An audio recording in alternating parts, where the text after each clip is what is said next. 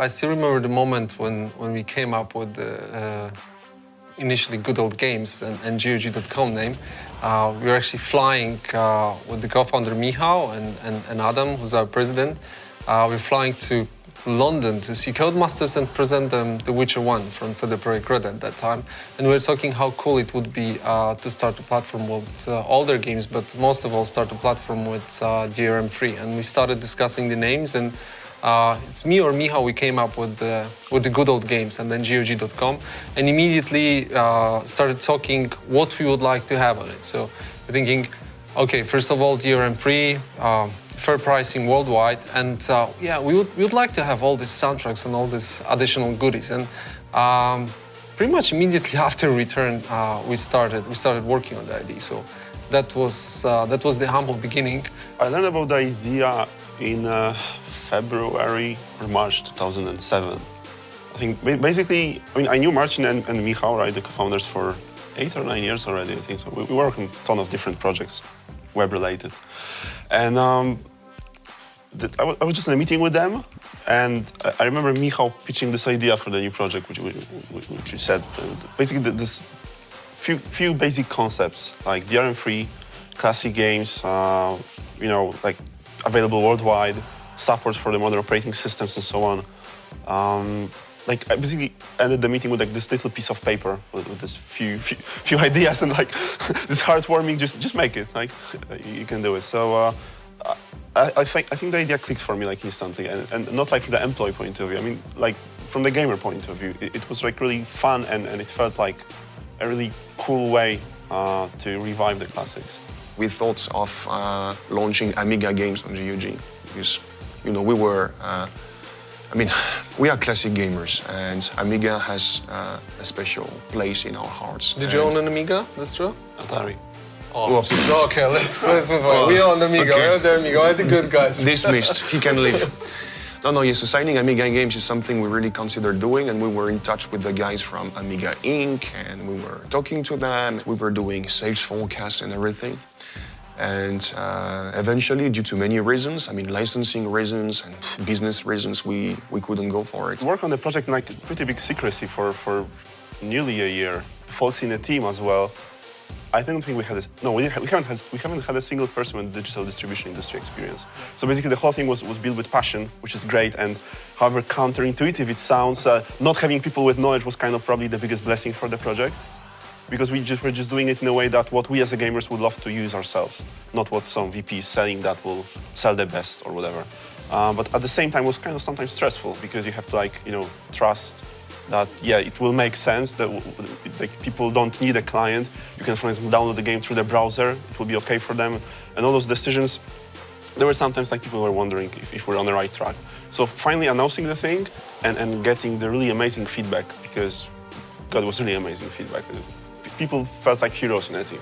I remember everyone was super cheering, super happy. It really felt great. The public beta, the date for the public beta was like postponed to September. August, September. I mean, it was postponed because we haven't had a payment system aligned. We haven't had like a certificate for secure transactions. So quite frankly, during the beta, the closed one, we were just giving games for free, from what I remember. There was no payment method. Yeah, we had no payment method. So the option was to like, okay, if you want to get those games, then we should give them for free to you, since you cannot buy them.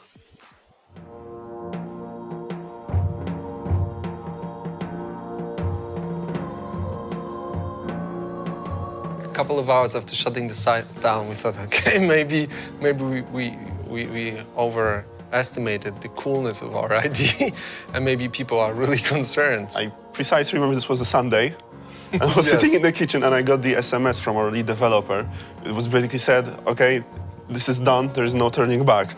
At this point, I realized that, well, we really need a deep sheet. We said we're sorry. We said we're sorry as monks. Whose idea was that? I think I had the idea, and I spoke to Michał, the other co-founder of GOG. And Michał is crazy, so he loved it. But I think it was a cool idea, and we addressed as monks and we asked for redemptions, and people go totally nuts. And all over the web, you know, it's a hoax. They show up as monks, they're having a laugh. And I think a lot of people immediately got the joke. Technically, we could have done that better. Yes. That's for sure. Yeah, we should have allowed downloads. Yes. I think this was the biggest mistake. We should have left people the option to access what they paid for, and this is where we really sucked big time. Over the last 5 years, GOG.com has given away over 18 million games to people all around the world. We have 2 million gamers coming to GOG every month, and more than 50 million gamers have visited GOG since we started back in fall 2008. We have delivered over 3 million gigabytes of data to gamers all around the world, and if you convert that number into floppy disks, it's actually enough to cover the entire surface of San Francisco.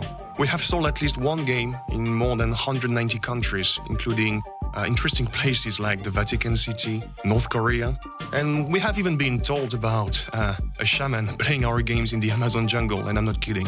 It would take 360 million hours to play all of the games that have been downloaded on GOG.com. That's 45,000 years, or roughly as long ago as the Stone Age.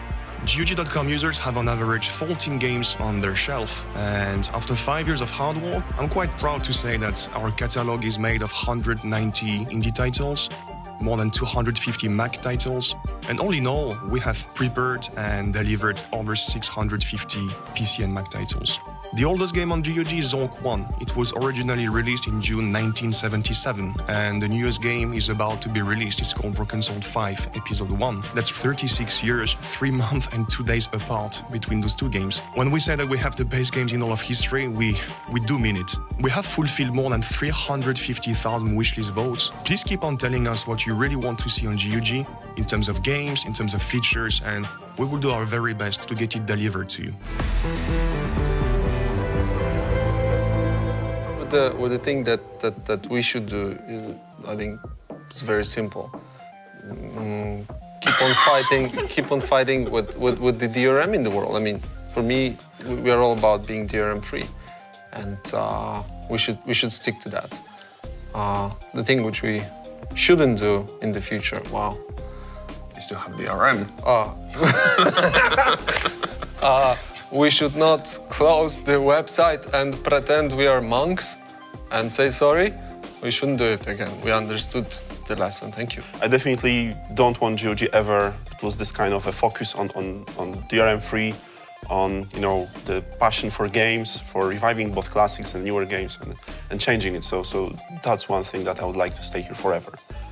I'm not daily involved in the business, so obviously I see the scale, I see the new people, but a lot has changed, and at the same time, the key things didn't change. So every day when I enter GOG, I feel the same vibe that I felt at the beginning.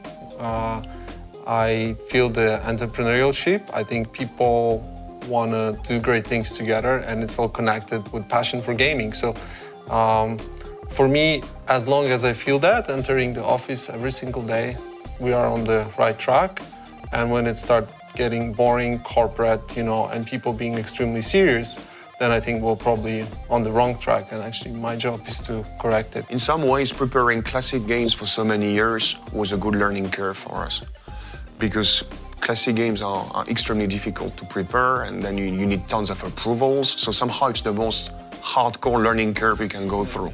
And once you do that, I wouldn't say it's easy to release brand new titles, but it's definitely easier in many ways. Zajebiście, drodzy gracze, dziękujemy za fenomenalne wsparcie i za bycie z nami przez te 5 lat i oby tak dalej, a my postaramy się zrobić wszystko, żeby was nie zawieść. Well, thank you so much, guys, because without your support, we wouldn't be here. Merci, thanks for supporting us. I mean, it's as simple as that. You are helping us make the world DRM free, and if you were not here, we wouldn't have signed so many games, we wouldn't have convinced so many publishers and developers to follow us, and the world would be boring. It would be full of DRM. And yeah, thanks again for your help.